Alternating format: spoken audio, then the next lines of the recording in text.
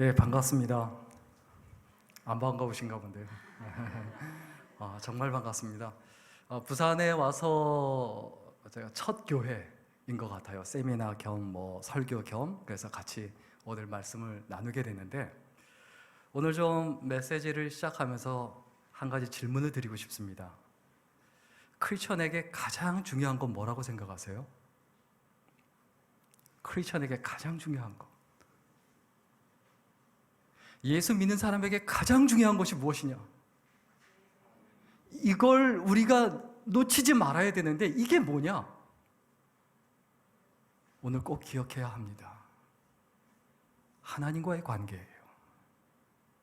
예수님과의 관계예요. 믿음이란 게 뭡니까? 믿음이 뭡니까? 관계의 문제잖아요.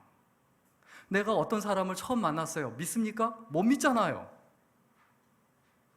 내가 아빠를 믿고 엄마를 믿는다라는 건 뭡니까? 어렸을 때부터 계속 봐왔기 때문에 믿는 거예요.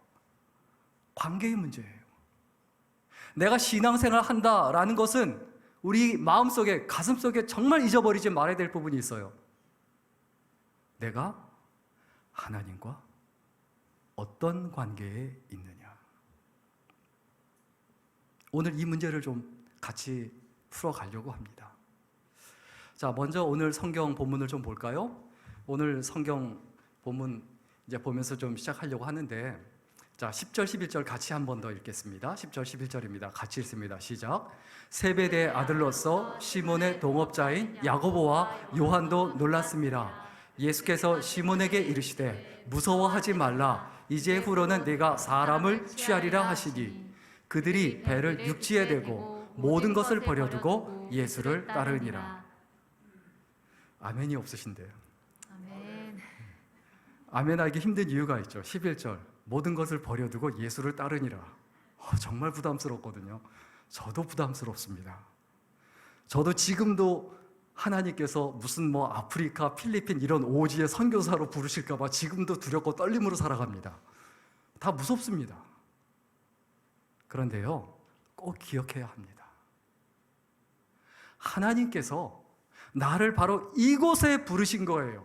바로 이 교회에, 이 지역에, 이 땅에, 이 시대에 나를 부르셨다. 그럼 모든 것을 버려뒀다라는 얘기는 뭡니까? 포기했다는 게 아니에요. 다 없애버렸다라는 게 아니에요. 하나님께 맡겼다는 거예요. 하나님께 의지한다는 거예요. 하나님을 따라가고 하나님의 인도하심에 따라 살아간다는 거예요. 이게 믿음이지 않습니까?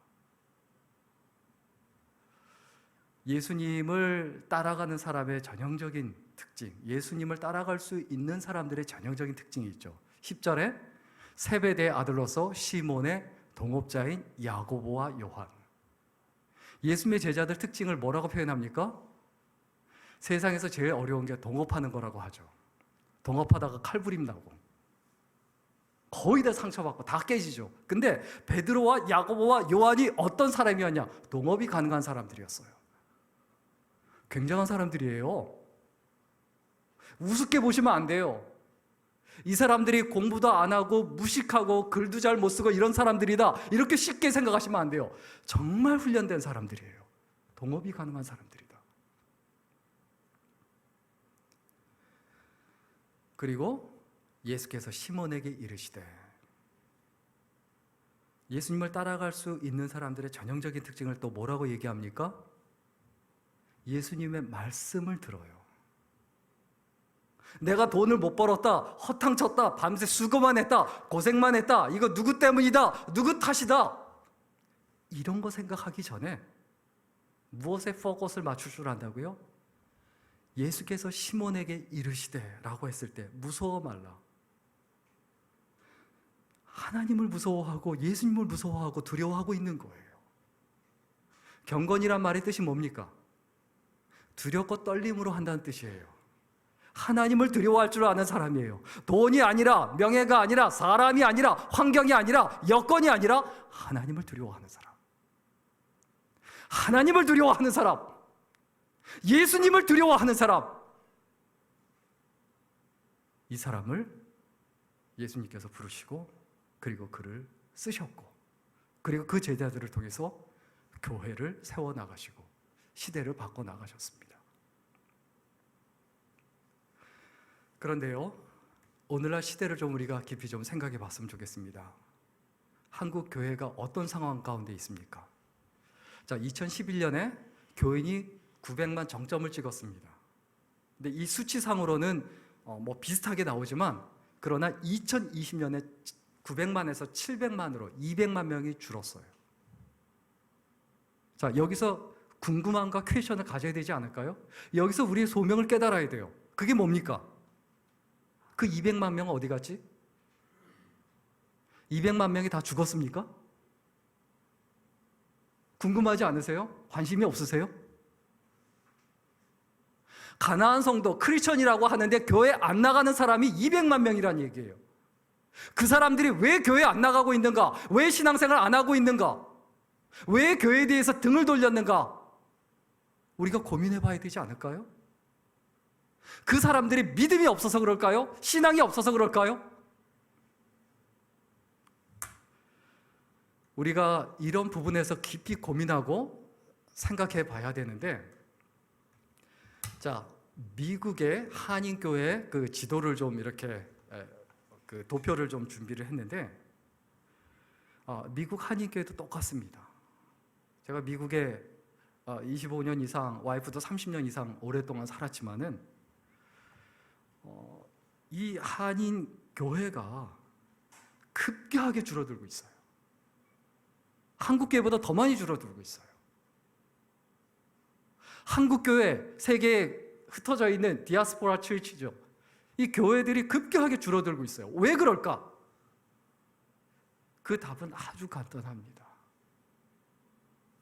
하나님께 부르심을 받은 사람들이, 하나님께 콜링을 받은 사람이 자기의 그 콜링, 하나님의 부르심을 깨닫지 못하고 있다는 거예요.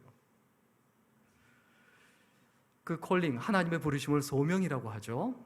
두 종류의 소명이 있습니다. 하나는 뭐냐 하면 근본적인 소명이에요. 우리가 이 땅에 부르심을 받은 이유가 있어요. 내가 이 땅에 태어난 이유가 있어요. 내가 그냥 이 땅에 우연히 태어난 게 아니에요. 내가 이곳에 우연히 존재한 게 아니에요. 내가 한국 사람으로 괜히 존재하고 태어난 게 아니에요. 내가 왜 한국 사람으로 태어났습니까? 한국 사람을 책임지라는 거예요. 한국 사람을 다른 사람들이 책임집니까? 다른 나라 사람이 책임집니까? 아니에요. 세계에 흩어져 있지만 한국 사람은 한국 사람이 전도하고 케어를 해요. 내가 왜 부산에서 이 지역에 살아갑니까? 내가 이 지역에서 이 지역에 사는 사람들을 책임지라고 나를 부르신 거예요. 이게 근본적인 소명이에요. 쉽게 얘기하면 이 지역에 사는 사람들의 영혼을 네가 구원해라, 네가 책임져라 라는 거, 이게 근본적인 소명이에요. 이런 근본적인 소명이 있는가 하면 시대적 소명이 있어요. 쉽게 얘기하면 전도의 대상이 다르다라는 거예요. 이 시대에 그 사조가 있어요. 흐름이 있어요. 자, 사람은 똑같은데 가지고 있는 생각이 달라요. 취향이 달라요. 그런데 교회가 옛날에 50년 전, 100년 전의 사고방식과 취향과 성향을 그대로 고수하고 있어요. 생각이 바뀌고 세대가 바뀌었어요. 좋아하는 게 다 달라요. 추구하는 게 다 달라요. 그런데 교회의 방식은 똑같아요. 제가 그 어느 절친한 그 청년이 있는데 군대에서 이제 제대를 했습니다. 제대를 하고 500만 원을 들여서 군대에서 장교로 있으면서 그 돈을 가지고 유럽 여행을 갔다 오더라고요. 그러더니 저하고 이제 같이 만날 날이 있어서 이제 밥을 먹는데, 목사님, 제가 학교에 복학해야 되는데, 대학원 복학해야 되는데 돈이 없어서 그러는데 어디 아르바이트 할 데 없습니까? 라고 나한테 물어보더라고요. 그걸 왜 목사한테 물어보나요? 그런데 제가 어떤 마음이 들었을까요? 정신적으로 좀 이 친구 이상한 거 아니야? 아니, 500만 원 들여서 놀러 갔다 오고 등록금이 없다고? 그래서 아르바이트 한다고? 자, 이런 생각이 든다. 그러면 이렇게 생각하셔야 됩니다. 나는 꼰대구나. 저는 전형적인 꼰대였어요. 아닌 줄 알았거든요. 왜 그러냐? 완전히 생각이 달라요. 세대가 달라요. 지금 20대들은요, 유럽 여행 갔다 오는 거, 세계 여행 갔다 오는 거, 그게 인생의 목표예요. 그게 버킷리스트예요. 버킷리스트를 이루는데 그건 나이 들어서 이룰 수가 없어요. 다리 멀쩡할 때, 정말 튼튼하게 걸어 다닐 수 있을 때, 주름 없고 예쁠 때, 그때 사진 많이 찍고 놓고 추억을 남겨놓고, 그게 인생의 목표예요. 그걸 이루려고 해요. 그게 왜 나쁜 겁니까? 자기 돈 들여서. 그리고 어디 가서 돈을 훔치겠다는 것도 아니고 아르바이트해서 돈을 좀 벌겠다는데, 자기 등록금 자기가 벌겠다는데, 그게 왜 나쁜 겁니까? 근데 저는 정신적으로 얘가 문제가 있구나라고 생각했다니까요. 누가 문제가 있습니까? 시대마다요, 추구하는 게 너무 달라요. 생각이 너무 달라요. 그래서 이 두 가지 소명을 합쳐서, 이 두 가지 콜링을 합쳐서 뭐라고 하냐? 사명이다, 미션이다, 이렇게 이야기를 합니다. 영혼 구원해야 되겠다. 그래서 자기 방식으로 옛날처럼 예수천당 불신지어 피켓 들고 다니면서 지하철에서 사람 많은 데서 광장에서 소리 지르며 다닌다. 나는 소명의식이 있다. 영혼 구원하고 있다. 그거를 이제 군대에서 하는 말로 엉뚱한데 삽질한다고 하죠. 삽질한다. 엉뚱한 일 하고 있는 거죠. 그 시대를 알아야 된다는 거예요. 그 시대의 사조, 흐름, 생각, 마인드, 정신, 가치관, 그걸 알아야 된다는 거죠. 자, 오늘 본문 1절부터 좀 깊이 좀 고민해 보겠습니다. 1절 말씀 같이 읽겠습니다. 같이 읽습니다. 시작. 무리가 몰려와서 하나님의 말씀을 들을새 예수는 게네사렛 호숫가에 서서. 무리가 몰려와서 하나님의 말씀을 들을 때. 자, 예수님께 무리가 몰려왔어요. 근데 그 무리가 어떤 사람들입니까? 가난한 사람들이에요. 돈이 없는 사람들이에요. 내세울 게 없는 사람들이에요. 예수님께 드릴 것조차 없는 사람들이에요. 예수님 말고는 희망이 없는 사람들이에요. 외로운 사람들이에요. 무시당하는 사람들이에요. 멸시당하는 사람들이에요. 그 당시 이스라엘의 그 구조가 그렇습니다. 아래쪽 예루살렘 쪽, 남쪽은 부유한 계층, 귀족 계층이 살았고, 북쪽 갈릴리 가나지요. 이쪽은 가난한 사람들이 살았고, 그 중간에 사마리아 땅 사는 사람들이 있었습니다. 개만도 취급을 안 여기는 그 사람들. 그런데 북쪽 그 갈릴리에서 복음을 전하셨어요. 왜 거기에서 전하셨느냐? 나한테 복음을 듣기 위해서 올 사람들은 이 사람들밖에 없다는 거예요. 그래서 귀족 계층에게, 예루살렘에게, 그 장소에서 복음을 전하신 것이 아니라 그 가난한 지역에서, 그 어렵고 힘든 사람 가운데서 복음을 전하셨습니다.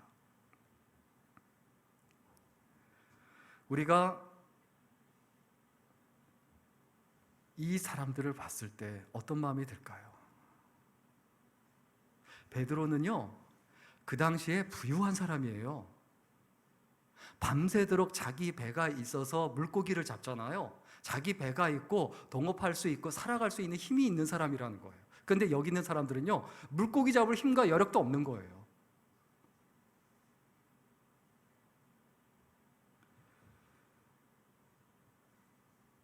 자, 2절 말씀 같이 읽겠습니다. 같이 읽습니다. 시작. 호숫가에 배 두 척이 있는 것을 보시니 어부들은 배에서 나와서 그물을 씻는지라. 자, 밤새도록 그물질했는데 물고기는 하나도 못 잡았어요.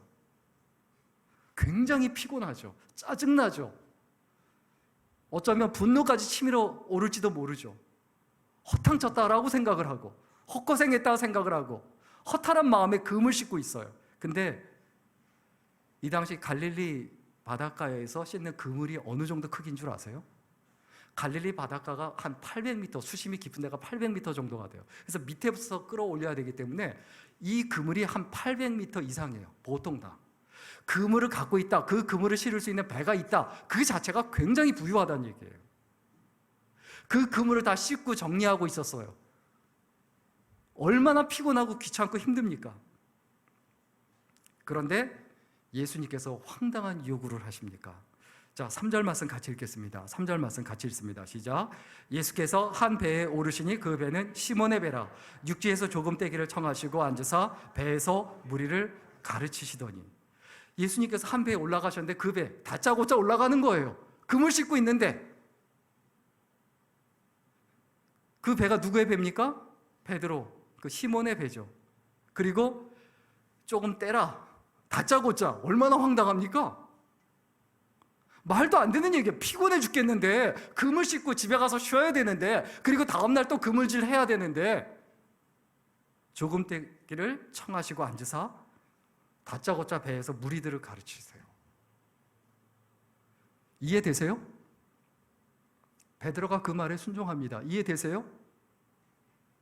믿음은요, 이해되지 않을수록 찬란하게 빛이 납니다. 믿음이 뭡니까? 이해되지 않는 것을 이해하는 게 믿음이에요. 순종이 뭡니까? 순종할 수 없는 것을 순종하는 게 순종이에요. 근데 순종하지 않습니까? 베드로가 얼마나 대단한 사람이었는지 여러분 이해되세요? 우리하고 나하고 레벨이 다른 분이에요.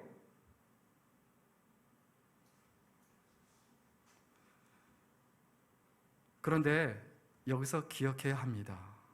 베드로가 이렇게 순종할 수 있었던 이유, 예수님과의 이미 교제를 통해서 처음 예수님과 만난 게 아니에요.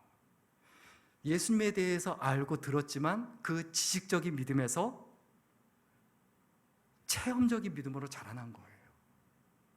예수님에 대해서 경험하고 이미 체험했다는 거예요. 우리 누가복음 4장 38절 같이 읽겠습니다. 그 앞장이죠. 누가복음 4장 38절 그 앞부분에 있죠. 같이 읽습니다. 시작. 예수께서 일어나 회당에 나가사 시몬의 집에 들어가시니 시몬의 장모가 중한 열병을 앓고 있는지라 사람들이 그를 위하여 예수께 구하니. 그 앞에 이미 예수님께서 베드로와 만나서 교제를 하시면서 복음을 전하기도 하셨지만 자기의 장모님을 고쳐주신 것을 체험하고 경험한 거예요. 여러분, 신앙생활하면서요, 신앙생활하면서 또 교회 다닌다고 하면서 하나님께서 나한테 역사하신 놀라운 경험과 체험이 없다, 여러분 죽은 믿음이에요. 교만하지 마세요. 오만하지 마세요. 아무리 10년, 20년, 30년, 40년 신앙생활해도, 내가 성경을 아무리 읽고 외우고 암송해도 하나님께서 내 안에 역사하시고 내 삶에 역사하시고 내 가정에서 역사하신 그 하나님을 체험하고 경험하지 못했다면 내 믿음은 아직도 죽은 믿음이다. 살아있는 믿음이 아니다.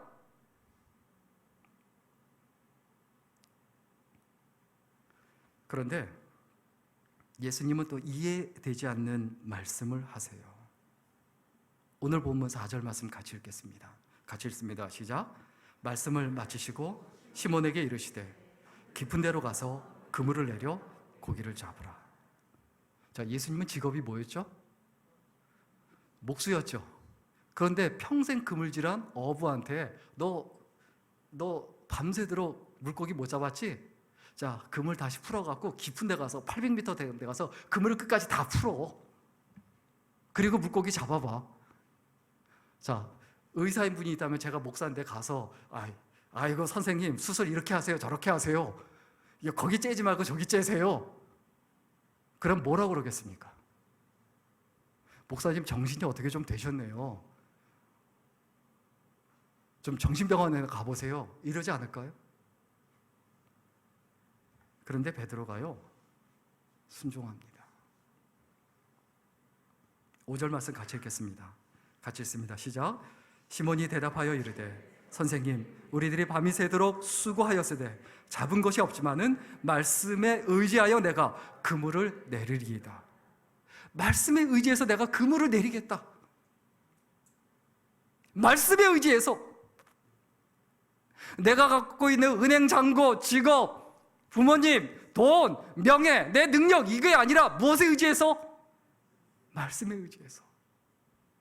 내가 평생 그물질을 했는데 그 갈릴리 바다에 대한 지식, 내 경험, 이것에 의지하지 않고 그냥 당신의 말씀에 의지해서 그물을 내리겠습니다. 이게 믿음이에요. 그래서 믿음은 행동이에요. 믿음은 움직이는 거예요. 내 삶을 바꾸는 거예요. 방향을 바꾸는 거예요. 바꾸지 않습니까? 6절 말씀 같이 읽겠습니다. 같이 읽습니다. 시작. 그렇게 하니 고기를 잡은 것이 심이 많아 그물이 찢어지는지라. 그렇게 하니. 부해지고 풍성해지길 원하세요? 그렇게 하십시오. 예수님 말씀대로 하세요. 물고기가 너무 많이 잡혀서 그물이 찢어질 정도로 잡힙니다. 어느 정도입니까? 우리 7절 말씀 같이 읽겠습니다. 같이 읽습니다. 시작. 이에 다른 배에 있는 동무들에게 손짓하여 와서 도와달라 하니 그들이 와서 두 배의 체험에 잠기게 되었더라. 자기 경험상 이렇게 물고기를 많이 잡아본 적이 없거든요. 고칠 수 없는 병을 고쳐 그 예수님을 경험하고 체험했어요. 이스라엘 나라 사람들은요, 유대인들은요, 원래 글자가 없었을 때 구전전승 시대가 있었잖아요. 그렇죠? 아담 시대 이후에 글자가 없었잖아요. 그때 성경이 어떻게 전해져서 내려왔을까요? 다 외웠어요. 한 글자도 빼짐없이 외웠어요. 그래서 성경이 뭐라고 얘기합니까? 네가 앉았을 때든지 일어섰을 때든지 문설주에 붙이고 네 이마에 붙이고 그 말씀을 외우게 해라. 네가 하나님의 말씀을 외우지 않으면 너는 묵상할 수가 없고, 네가 외우지 않으면 네 자식에게 이 말씀을 외우게 할 수 없기 때문에 네 집안에서, 나의 집안에서, 우리 집안에서 하나님의 말씀이 끊어진다. 목숨을 걸고 생명을 걸고 하나님의 말씀을 외워라. 그리고 묵상해라. 그리고 그 말씀대로 살아가라. 이게 유대인들이에요. 그래서요, 유대인들이, 이 사람들이 하나님 말씀 잘 알아요. 구약 성경 너무 잘 알아요. 어렸을 때부터 순종하는 법을 배워가는 거예요. 그런데 여기서요, 저는 이 부분이 가장 충격적이에요. 저는 이 부분에서 눈물을 흘렸어요. 하나님, 제가 죄인입니다. 8절 말씀 같이 읽겠습니다. 같이 읽습니다. 시작. 시몬 베드로가 이를 보고 예수의 무릎 아래 엎드려 이르되 주여 나를 떠나소서 나는 죄인이로소이다 하니. 시몬 베드로가요, 보통 사람 같으면 어떻게 합니까? 가득 잡힌 물고기에 눈이 멀어서, 그 돈에 눈이 멀어서 거기에 무릎 꿇고 거기에 혈안이 돼 있어서 예수님 나하고 동업해요.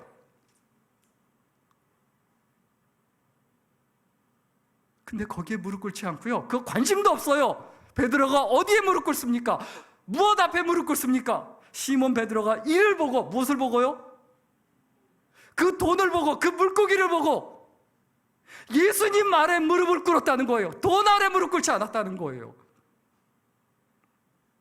그리고 뭐라고 말합니까? 두려워하며 나를 떠나소서. 나는 주님을 모실 자격이 없는 죄인입니다. 아주 더러운 죄인입니다. 무엇에 놀라고 무엇에 떨고 계십니까? 하나님이 계시지 않는다는 것과 하나님이 내 삶에 안 계시고 나를 떠나셨다는 것과 돈이 내 수중에 없다는 것과 무엇이 더 힘드세요? 무엇이 더 두려우세요? 그게 내 믿음의 현주소예요. 믿음의 사람이요, 돈이 없다고 그거 갖고 떨 필요 없어요. 하나님의 부르심에 따라 살아가면 채워주세요. 요즘에 코로나가 아주 심각합니다. 코로나도요, 코로나를 이기는 건 믿음이 아니에요. 코로나를 이기는 건 지혜예요. 지혜. 이제 코로나가 어떤 건지 알잖아요. 마스크 쓰고 주의할 거 주의하면 안 걸려요. 어디 가서 마스크 안 쓰고 막 사람 밀집돼 있는 데서 막 나이트클럽 같은 데 가서 막 파티하고 그러니까 걸리는 거예요. 식당 가서 마스크 벗고 밥 먹는다고 해서 걸립니까? 거의 안 걸려요. 엉뚱한 데 가서 젊은 친구들이 가서 엉뚱한 데 가서 놀고 와서 걸려갖고 가갖고 부모님한테, 할아버지 할머니한테 옮기고 그 돌아가시고, 이게 일반적인 패턴이거든요. 피할 길을 이미 주셨잖아요. 어떻게 하면 되는지. 돈도 마찬가지예요. 지혜로움으로 얼마든지 벌 수 있고 얼마든지 움직일 수 있어요. 그리고 그 가운데 하나님께서 강력히 또 역사하세요.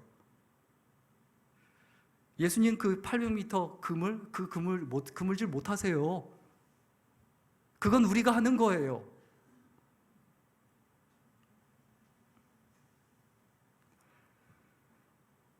구절 말씀 같이 읽겠습니다. 9절 말씀 같이 읽습니다. 시작. 이는 자기 및 자기와 함께 있는 모든 사람이 고기 잡힌 것으로 말미암아 놀라고. 얼마나 놀랐겠습니까? 10절 말씀 또 같이 읽겠습니다. 시작. 세베대 아들로서 시몬의 동업자인 야고보와 요한도 놀랐음이라. 예수께서 시몬에게 이르시되 무서워하지 말라. 이제후로는 네가 사람을 취하리라 하시니. 세베대 아들로서 시몬의 동업자인 야고보와 요한도 놀랐어요. 다 놀랐어요. 근데 야고보와 요한도요, 예수님께 놀라지 그 돈에 와, 나 부자가 되겠구나, 그리고 예수님께 나가고 동업하시죠, 이렇게 생각한 사람 없었어요. 예수님 제자들 중에. 예수님께서 이때 이들을 부르십니다. 이제후로는 네가 사람을 취하리라. 예수 믿는 사람의 능력이 어디에 있어야 합니까? 사람을 취할 수 있어야 돼요. 사람을 움직일 수 있어야 돼요. 비즈니스도요, 요즘엔 가심비, 가성비 넘어서 가심비를 따지잖아요. 마음을 움직여야 돈을 벌어요. 비즈니스가 돼요. 어설프게 하면 안 돼요. 시대가 너무 많이 바뀌어 있어요. 소유경제 시대에서 공유경제 시대로, 공유경제 시대에서 공유조차도 어려우니까 구독경제 시대로, 불안정하니까 경제 시대가 바뀌고 있어요. 양의 시대에서 질의 시대로, 질의 시대에서 격의 시대로, 격이 있어야 돼요. 단칸방 시대에서 원룸 시대로, 구멍가게 시대에서 편의점 시대로 시대가 바뀌었어요. 그럼 시대가 바뀐 그 사람들의 마음과 생각과 그리고 추구하는 것들, 이런 것들을 알아야 되잖아요. 왜 예수님께서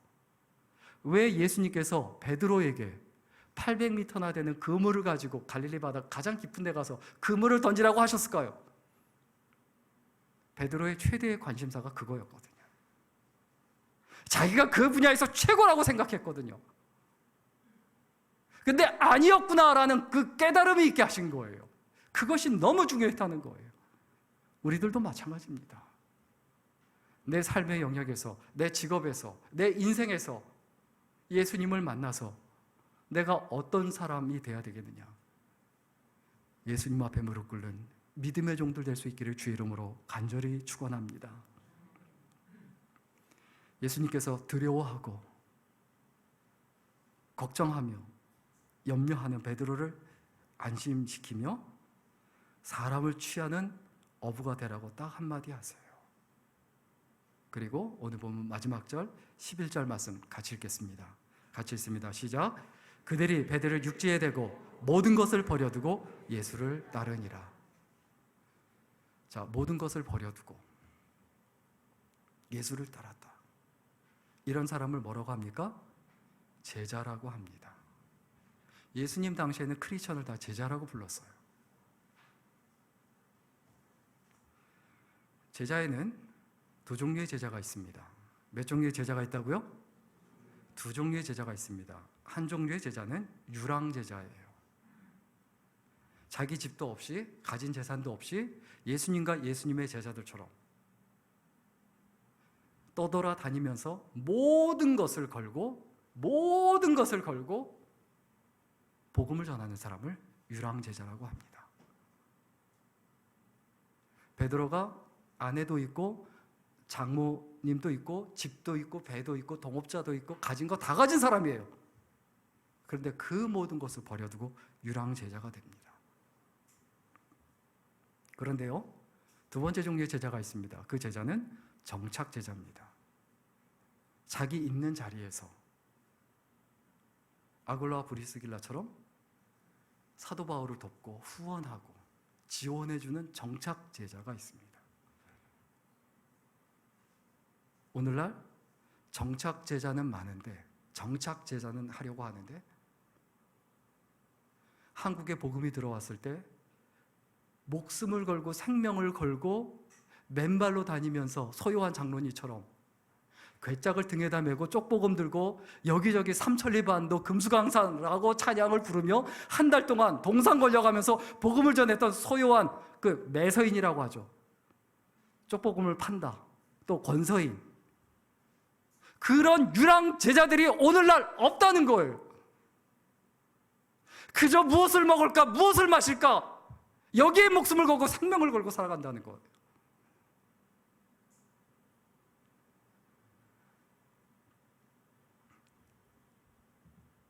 유랑제자가 없으면요, 교회는 절대로 부흥하지 않습니다. 한국교회가 권서인, 그 매서인 이런 분들을 통해서 교회가 부흥하고 성장했고, 그리고 그 다음에 감리교회를 중심으로 전도부인들 중심으로 아예 특공대를 조직해서 이분들이 신학을 공부하지 않았지만 이분들이 아예 특공대를 조직해서 복음을 전했어요. 그분들을 통해서 한국교회가 급격하게 부흥한 거예요. 그 다음에 부흥의 시대가 열렸죠. 교회마다 부흥의 붐이 일어났죠. 그 다음에 성경 공부 붐이 일어났죠. 한국교회가 부흥하고 성장할 때까지 여전히 유랑 제자가 많았습니다. 복음을 전하고 하나님 말씀에 목숨 거는 분들이 많았어요. 그래서 교회가 세워졌는데 오늘날 교회가 한국교회가 왜 이렇게 부흥하고 성장하는 교회가 없느냐? 유랑 제자가 없어서 그래요. 우리 새로운 교회에 유랑 제자가 있으십니까? 없으십니까? 나는 아니야 라고 생각하고 계시는데, 자, 꼭 기억하세요.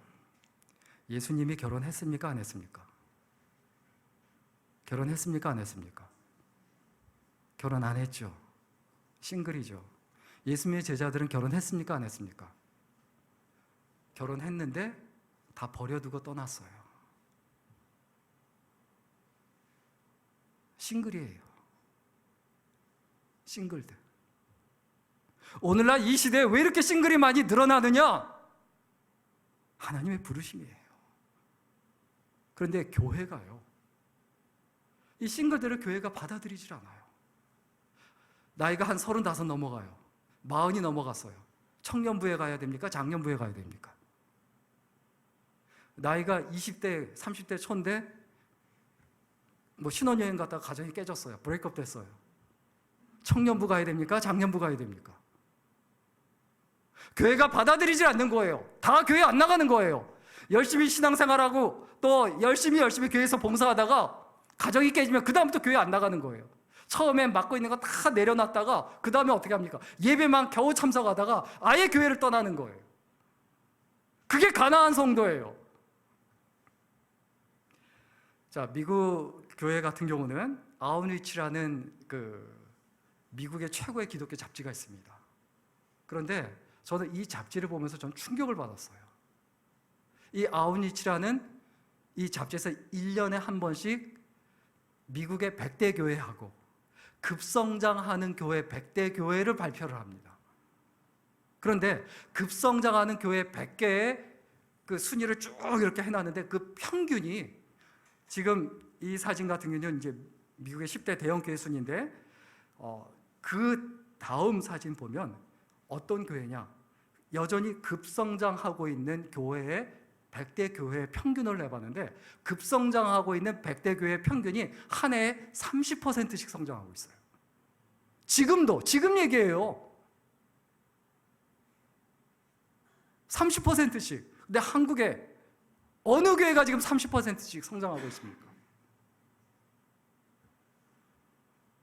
자, 미국 교회 교인 추세를 보면요, 조금 줄긴 줄었지만 좀 그다음 도표를 보시면요, 거의 줄질 않았어요. 그대로예요. 그런데 교회가요, 부흥하는 교회와 감소하는 교회로 양분화가 되어 있습니다.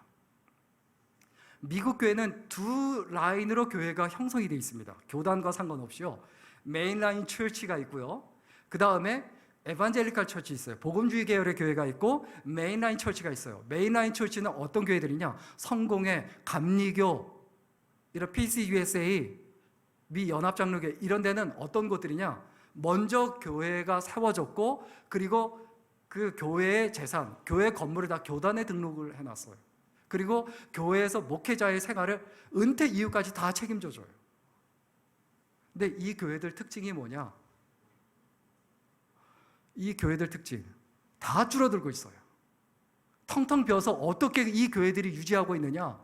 교회 세줘서 다른 인종들에게, 한인들에게, 중국 사람들한테, 몽골 사람들, 심지어 일본 사람들, 이런 사람들에게, 다른 인종들에게 교회 빌려줘서 렌트비 받아서 유지하고 있어요. 공짜로 그냥 빌려주는 게 아니라. 이 교회들이 왜 그럴까요? 그런데 반면에 그 밑에 있는 교회들, 그 서든 베프티스트 처치나 남신의 교단이죠. 또 순복음 계열의 교회나 하나님의 성회, 이런 데는 아주 급성장하고 계속 부흥하고 있어요. 이런 교회들이 급성장하고 있기 때문에 평균을 맞추고 있어요. 미국 교회는 줄지를 않아요. 한국처럼 몇백만 원씩 줄고 이러질 않아요. 왜 그런가? 이걸 미국에 있으면서 제가 아무래도 전공 자체가 종교사회학이다 보니까 이게 어떻게 된 건가 하고 확인하고 교회 분석하고 알아보니까 두 교회의 뚜렷한 특징이 있습니다. 줄어드는 교회, 그 교회들에는 싱글 미니스트리가 없어요. 싱글들이 설 자리가 없어요. 그냥 온전한 가정 얘기하면서 온전한 가정이 교회에 와야 된다라고만 얘기하고 있어요. 그런데 성장하는 교회들 보면 싱글들을 받아들이고 싱글들이 교회 생활하고 신앙 생활하고 교회에서 섬기고 교회에서 놀고 교회에서 모든 걸 다 할 수 있도록 만들고 있다는 사실. 세들백 교회 한번 가보세요. 그 홈페이지 한번 가보세요. 싱글들을 위한 인스타그램과 페이스북이 따로 있어요. 그리고 아무나 거기 가입을 못해요. 자, 100대 급성장한 교회는 지난 1년간 이 아우리치 책에 보면요, 잡지에 보면 10만여 명이 늘어 평균 28%의 성장률을 기록했다. 독립교회 16곳, 남친의 교단 25곳, 하나님의 성회 9곳, 기타 10곳. 다 어떤 곳들이냐? 에반제리칼, 복음주의 계열의 교회예요. 자, 미국의 그 성장하는 교회의 특징, 한마디로 딱 얘기하면 역동성이에요. 딱 가면 막 살아있다는 느낌이 들어요. 흥분이 돼요. 진짜 제가 가봐도 살아있는 교회, 부흥하는 교회 보면 그냥 들어가는 순간 그냥 설레고 가슴이 뛰어요. 그 찬양 속에, 목회자의 메시지 속에 정말 막 역동적으로 움직여요. 그런데 구체적으로 그 내용을 보면 예배 시간에 그게 느껴져요. 예배가 살아있어요. 찬양이 살아있어요. 그리고 메시지가 살아있어요. 이건 너무 당연한 얘기죠. 근데 뭐가 있느냐? 다른 한면에 이런 교회들은 현 시대를 파악하고 교회가 변화하고 있어요.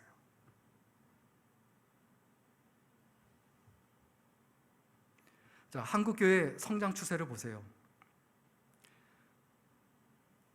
자, 성장세가 90년 중반부터 확 꺾이기 시작하죠. 교인 자체가 줄진 않았지만 이제 성장하는 추세가 꺾이기 시작했죠.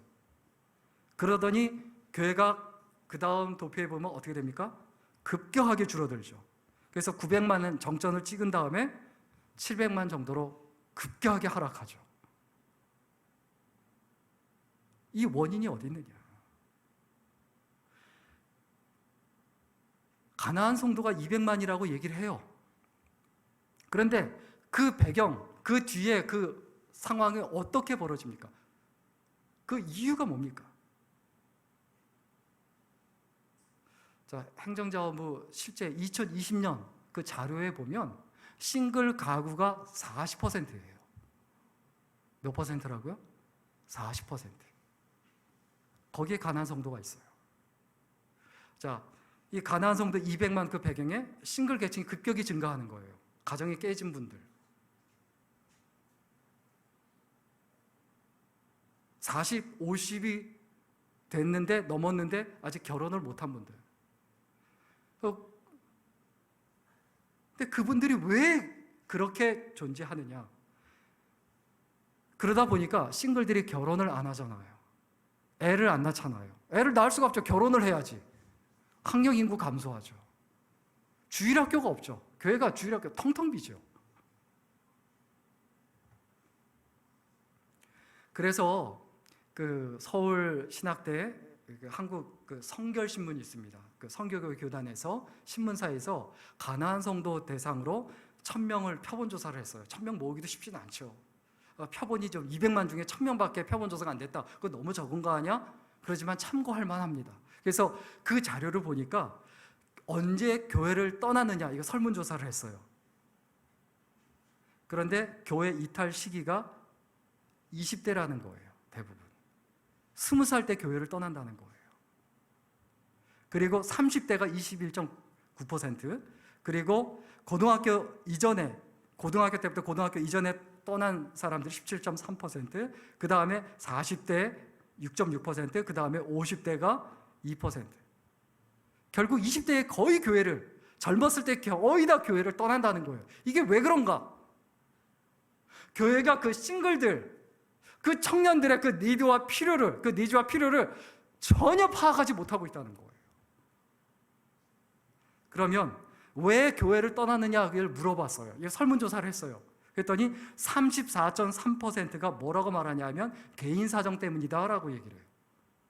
그럼 개인 사정이 뭐냐라고 물어봤더니 내가 35이 넘었는데 청년부도 못 가겠고, 청년부 가니까 노땅 취급받고, 장년부도 못 가겠고, 또 내가 신앙생활 잘하다가 가정이 깨졌는데 내 아를 색안경 끼고 바라보고 내가 있을 데가 없다. 그래서 교회를 떠났다는 거예요. 그 다음에 두 번째, 왜 교회를 많이 떠났냐? 거의 20% 가까운 사람들이, 19.1%가 교회 시스템 때문이다. 교회 시스템 뭐 때문이야? 라고 물어봤더니 갈 부서가 없다는 거예요. 어느 부서에 가야 되냐?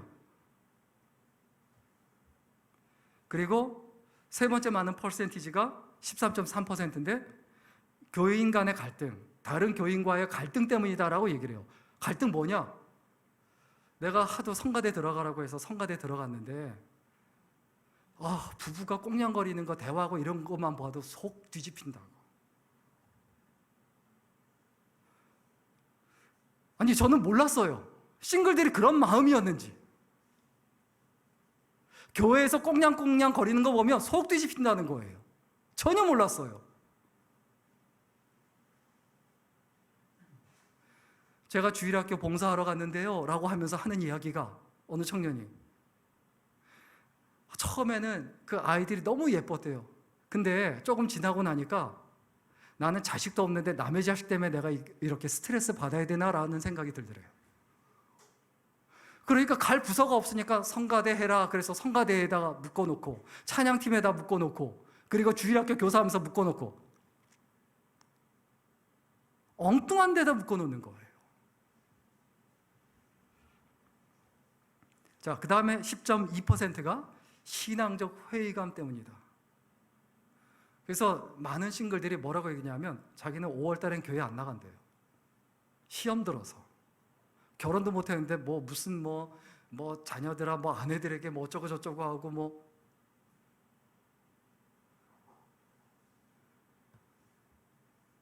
그리고 참 저는 교회를 떠난 분들이 교회와 목회자에 대한 불만 때문이다라고 생각을 했는데 그 퍼센티지는 실제로 거의 없더라고요. 거의 없어요. 자, 그럼 오늘날 시대를 한번 좀 잠깐 보겠습니다. 저는 TV 프로그램에 충격적인 TV가 나왔습니다. 결혼 안 하고 또 이렇게 가정이 깨진 사람들이 TV에 나와서 함께 모여서 MT를 해요. 불타는 청춘. 저런 프로그램이 다 있어? 이런 몰상식한 무식한 TV 프로그램이 있나 해서 제가 그걸 연구하기 위해서 보고 싶어서 본 게 아니고 제가 관심 있게 봤는데 너무 재밌는 거예요. 하나도 안 빼놓고 봤습니다. 그러더니 미운 오리 새끼. 저는 미운 오리 새끼가 아니더라고요. 계속 미운 오리 새끼인 줄 알았어요. 미운 우리 새끼더라고요. 그러니까 결혼 안 한 싱글들인 그 자녀들 미운 짓 하고 있는 거, 그 나오는 프로그램이잖아요. 이게 말도 안 되는 얘기죠. 그 다음에 인기 있는 프로그램, 나 혼자 산다. 옛날에 어떻게 이런 프로그램이 나왔습니까? 더 충격적인 거, 우리 이혼했어요. 근데 우리 이혼했어요. 저도 이거 한 번도 안 빼놓고 봤거든요. 정말 좋은 프로그램이에요. 이건 다운받으셨고 못 보셨다면 정주행 하셔야 돼요. 정말 깊이 깨닫고 알게 돼요. 남의 사정 함부로 말하는 게 아니구나. 다른 사람을 이해하게 되는구나. 뭐 돌싱 포맨, 돌싱 4명이 나와갖고 TV 프로그램들, 이거 뭐 말도 안 되는 얘기인데 얼마나 인기 있습니까? 그리고 뭐 돌싱끼리 나와서 이렇게 미팅하는 프로그램, 말도 안 되는 얘기잖아요. 그런데 싱글들이 대세기 때문에 이런 것들이 나온다는 거예요. 방송국은 안다는 거예요. 싱글 계층이 급격하게 증가한 걸 반영하잖아요. 근데 한국교회는 어떻게 하고 있습니까? 아무 관심 없어요.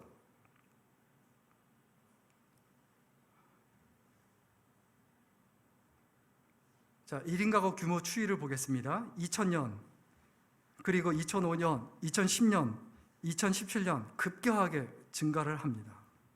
그래서 싱글이 거의 싱글 가구가 30% 정도였어요. 그런데 이 세 가구 중에 한 가구가 싱글이었는데 최근에 2년 전, 이제 2년마다 한 번씩 행정안전부에서 인구조사를 하지 않습니까? 이 조사 통계를 보니까 2020년 통계예요. 이게 가장 최근 통계죠. 1인 가구 규모 추이가 39.24%. 40%가 싱글 가구예요. 이런 세대를 반영을 해야 되죠. 정확하게 얘기하면 10가구 중에 4가구가 싱글이에요. 그러니까 살 집이 없죠. 집이 모자라죠. 자, 이렇게 될 수밖에 없는 이유가 뭔지 실제로 한국보건사회연구원에서 2018년, 지금은 더 심각합니다. 2018년에 조사한 거예요. 결혼할 필요가 없다는 남성이 85.5%예요. 꼭 결혼해야 돼? 꼭 결혼할 필요는 없어. 근데 꼭 결혼해야 되겠다라고 하는 사람이 남자들은 14.5%예요. 그리고 여성 같은 경우는 더 심각하죠. 결혼할 필요가 없다라고 생각하는 사람이 89.2%예요. 결혼을 꼭 해야만 한다고 생각하는 사람들이 10.8%예요. 20세에서 44세까지 미혼 남녀 물어본 거예요.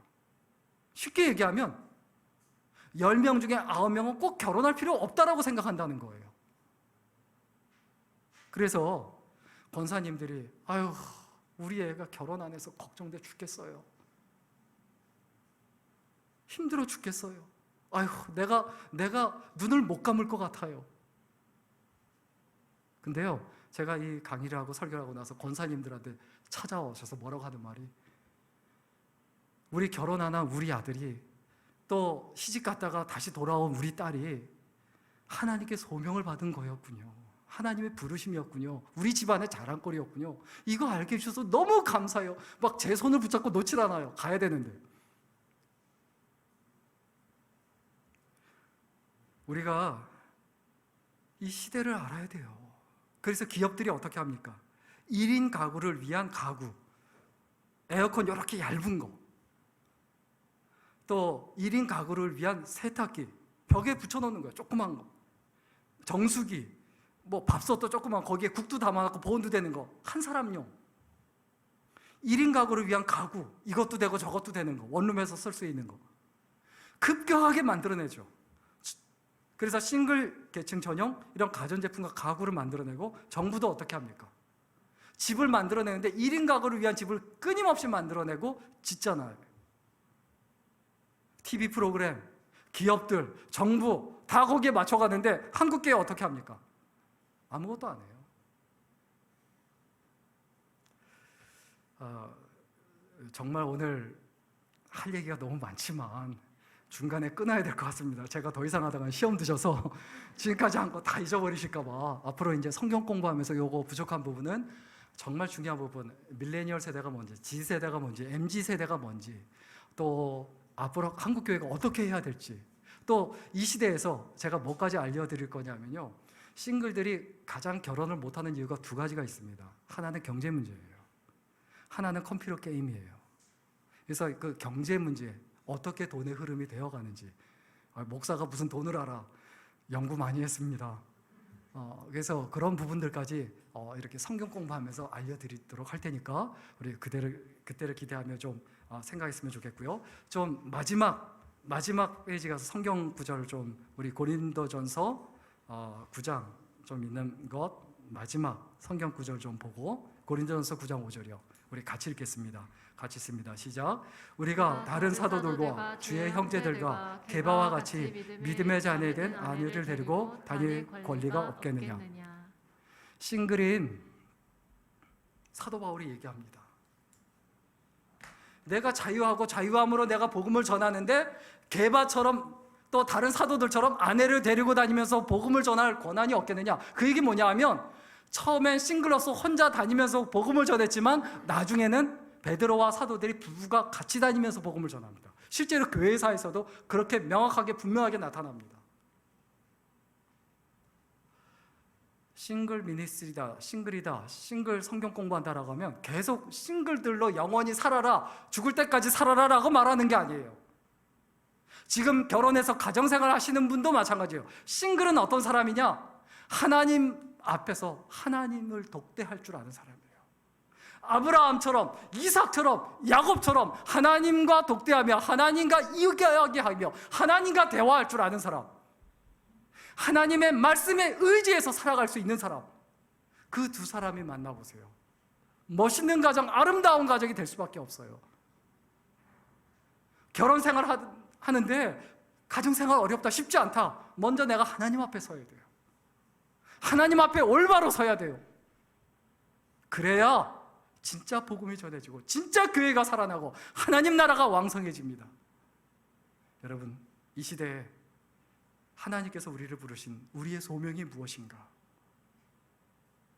하나님께서 나를 정착제자로 부르셨든 유랑제자로 부르셨든 보내는 선교사가 되든 보냄을 받는 선교사가 되든 하나님께서 나를 부르셨다. 이 소명을 깨닫고 믿음으로 살아갈 수 있는 아름다운 인생, 그리고 소중한 인생이 될 수 있기를 주의 이름으로 간절히 축원합니다.